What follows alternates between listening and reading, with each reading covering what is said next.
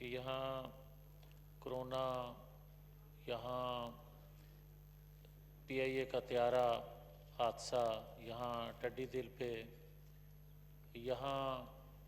NAB پہ، یہاں باقی ایشوز پر بات تو ہو رہی ہے، اور بدقسمتی یہ ہے کہ پاکستان میں جب انتخابات آتے ہیں تو حکومت میں جو آتی ہیں جماعتیں اس سے پہلے جب الزامات لگاتی ہیں ایک دوسرے پر، تو جب خود حکومت میں آتی ہیں تو اس پر 10% بھی اگر عمل ہو جائے تو آئندہ شاید کسی کو الزام لگانے کی ضرورت شاید پیش نہ آئے، مگر یہ واحد حکومت ہے جس نے جو الزامات حکومت میں آنے سے پہلے لگائے کہ یہ چیزیں ہمیں ورثے میں ملی ہیں، قرضہ ہو، خسارہ ہو، ڈالر کا ریٹ ہو، یا مہنگائی ہو، بے روزگاری ہو، بے گھر لوگوں کی بات ہو، یہ ساری چیزیں آج بھی 2 سال کے بعد ہم سن رہے ہیں، اور رپورٹ پر بڑا کریڈٹ لینے کی کوششیں ہوتی ہیں کہ فلاں کمیٹی بنائی، اس نے یہ رپورٹ کی، اس کا کریڈٹ اس حکومت کو ملنا چاہیے، یقیناً ملنا چاہیے۔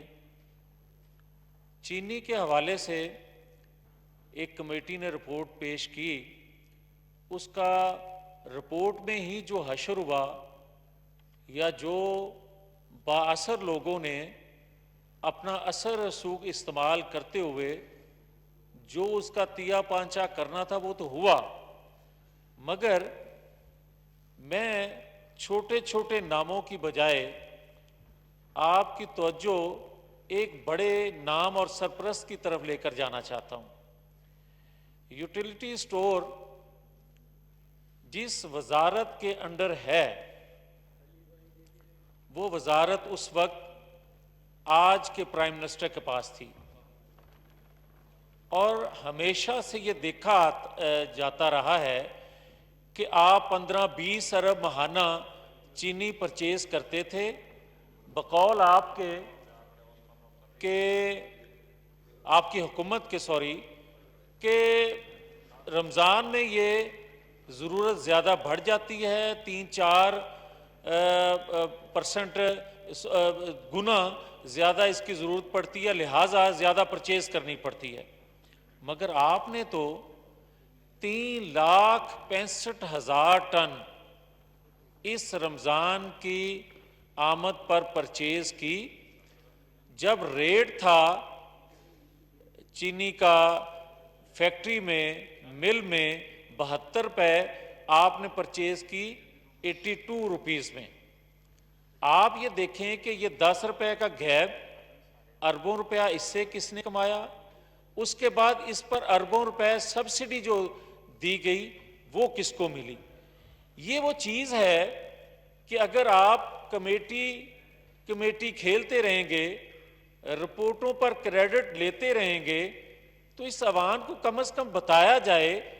کہ ہر ایشو، وہ ادویات سکینڈل آئے یا گیس بجلی کے آپ بل زیادہ بھیجیں، اور اس پر بھی پرائم منسٹر صاحب جو ہیں وہ کمیٹی بناتے ہیں، اور 2 سال گزرنے کے بعد بھی وہ پیسہ واپس نہیں ہوتا، مگر اس کے باوجود میں آگے بڑھنا چاہتا ہوں۔ میں آج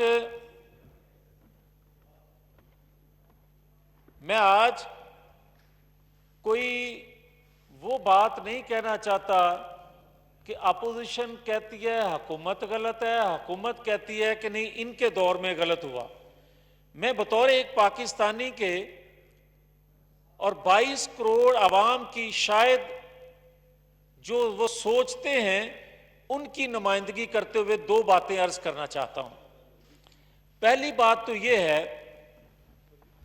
کہ ہمیں یہ آج فیصلہ کرنا چاہیے، اس عوام کو کرنا چاہیے 70 سال بعد، کہ ہم کھڑے کہاں ہیں۔ 70 سال بعد ہمیں یہ فیصلہ کرنا ہے کہ جو ہم الزام دوسرے پر لگاتے ہیں اور خود ہی وہی کام کرتے ہیں، تو پھر غدار کون ہوتا ہے۔ آپ یہ دیکھیں ایک ڈان لیکس، اس پر اقبال صاحب، اس پر جب ذکر آیا تو غداری کا سرٹیفکیٹ بانٹا گیا، اور ایک طاقتور ملک میں بیٹھ کر جب القاعدہ کو ٹریننگ تربیت دینے کا اعتراف کیا گیا تو اس وقت اس شخص کے لیے کون سا القاب انتخاب کرنا چاہیے تھا؟ مگر میں اس سے آگے بڑھتا ہوں، ایران میں بیٹھ کر پاکستان کی سرزمین کو اس کے خلاف استعمال کرنے کا اعتراف کرنا، افغانستان کی سرحد کو ہم مستقل کہتے ہیں، اس کو عارضی ماننے کا اعتراف کرنا یا اقرار کرنا یا اعلان کرنا، یہ کون کہتا ہے؟ اور اس کے بعد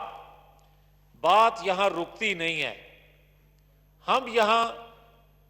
ایک جشن مناتے ہیں کہ ہمارے پرائم منسٹر نے اقوام متحدہ میں بہت اچھی تقریر کی، ایسی تقریر کوئی کر نہیں سکا، یہاں جشن منایا اور 2 دن بعد مقبوضہ کشمیر پر قبضہ ہو گیا۔ مجھے یہ بتایا جائے کہ بات اگر غداروں میں تقسیم کرنی ہے کہ فلاں غدار ہے فلاں غدار ہے، تو یہ تو پاکستان کو ایٹمی قوت بنانے کی بنیاد رکھنے والے کو بھی غدار کہا گیا، جس نے اپنی جوانی کے 35 سال دیے اس ڈاکٹر قدیر کو بھی غدار کہا گیا، معافی مانگنے پر مجبور کیا گیا، اور بڑے افسوس سے یہ کہنا ہے کہ جس نے دنیا کا دباؤ قبول کر کے جس نواز شریف نے پاکستان کے دفاع کو ناقابل تسخیر بنانے کے لیے اپنی زندگی اپنے اقتدار کو داؤ پر لگایا، اس کے لیے وزیر ریلوے آپ کے کیا کہہ رہے ہیں، یہ شرم کا مقام ہے۔ مگر میں بات اور کرنا چاہتا ہوں، میں یہ کہتا ہوں کہ جب آپ میں یہ کہنا چاہتا ہوں کہ جب آپ قومی لیڈرشپ کو چور ڈاکو کہہ کر نااہل کرتے ہیں اور وہ سلسلہ فیروز خان نون، حسین شہید سہروردی سے شروع کرتے ہیں جب آپ کے پاس کچھ بھی نہیں تھا،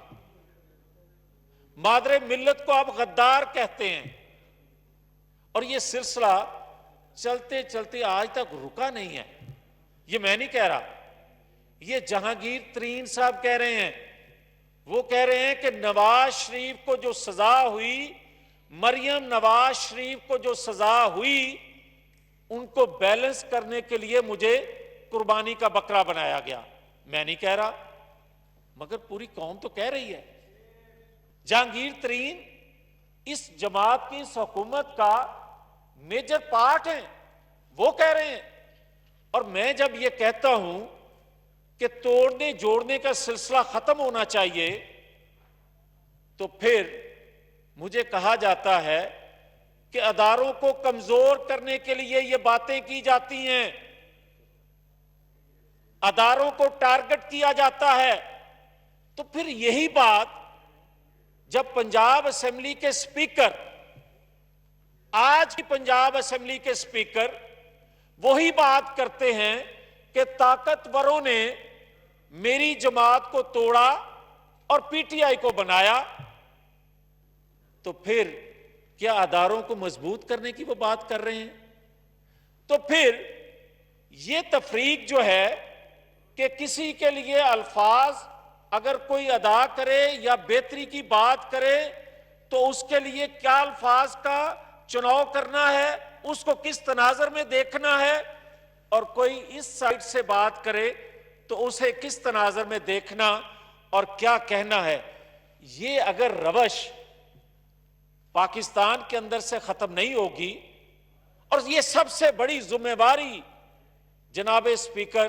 اس ایوان کی ہے کہ اگر ہم ایک دوسرے کو صحیح بات کو بھی یہ سوچ کر غداری کا سرٹیفکیٹ بانٹ دیں گے یا اس کے گلے میں وہ سرٹیفکیٹ ڈال دیں گے کہ کیونکہ یہ کہہ رہا ہے، تو پاکستان کے ادارے کمزور سے کمزور تر ہوتے جائیں گے۔ پھر آج جو بات کی جا رہی ہے کہ آزاد کشمیر کو خطرہ ہے، اگر آزاد کشمیر کو آج مقبوضہ کشمیر ہضم کرنے کے بعد بھی خطرہ ہے تو پھر پاکستان اندرونی طور پر کمزور ہے۔ دشمن یہ جانتا ہے